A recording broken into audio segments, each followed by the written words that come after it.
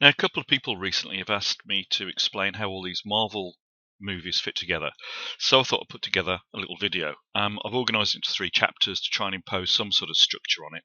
And it gets pretty complicated, but this is, believe it or not, a simplification of what's been going on over the last 20 years. Okay, so Chapter 1, 1998 to 2008. But Chapter 1 starts with Chapter 11. Chapter 11 is this thing they have in the US, which means that if a company is running into financial problems, they're given a period of grace where they don't have to pay off any of the creditors. They can actually try and trade their way out of their financial problems and then get back on track. And in the 90s, Marvel were in Chapter 11. So they're to make some money quickly. What they did was they sold off a lot of their properties to film companies so they could then start making films. So Blade and Deadpool went to New Line Cinema. X-Men and Daredevil went to 20th Century Fox. Spider-Man and Ghost Rider were sold to Columbia. Punisher and Man-Thing both went to Lionsgate. And Hulk and Submariner went to Universal. And also, by a pretty circuitous route, which is too complicated to go into here, Fox also managed to acquire the Fantastic Four property. Okay, so what did New Line manage to do with their properties? Okay, so they produced the Blade trilogy. Blade 1, Blade 2, Blade 3, and then also they were working on a Deadpool movie. Now, Blade 1, really well received, pretty good. Blade 2, also pretty good. Blade 3, people didn't like it so much. And Deadpool, they didn't get anywhere with.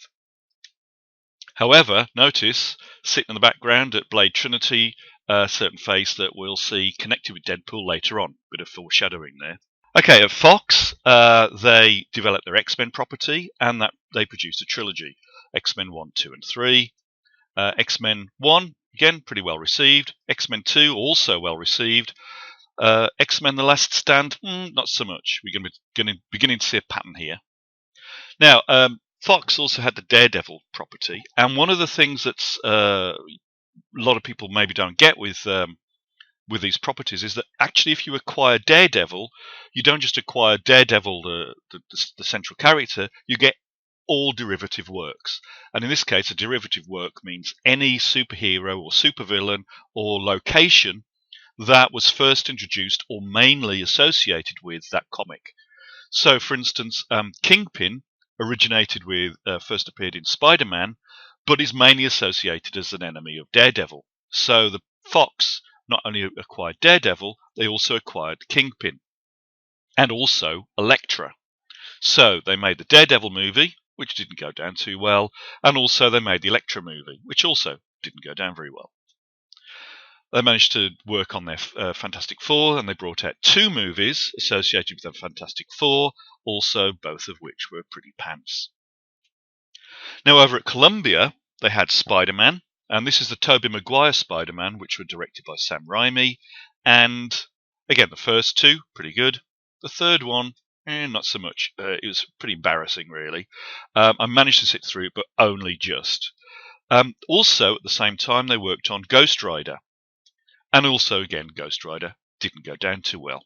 Now, at this point, note, these are actually 2 different franchises. The Spider-Man movies weren't connected with the Ghost Rider movies, even though they were made by the same studio. So the whole idea of interconnecting these things just hadn't arisen yet at this stage. Now, Lionsgate produced The Punisher with Tom Jane, and they also produced Man-Thing. And whatever happened to those, I don't know. I think they pretty much disappeared without trace. Over at Universal, they worked on Hulk, and also they worked on Submariner, perhaps because although the Hulk was produced and I liked it, I thought it was a really good film, really enjoyed it. I only know one other person who liked it. And the Submariner sank without trace, appropriately enough, maybe.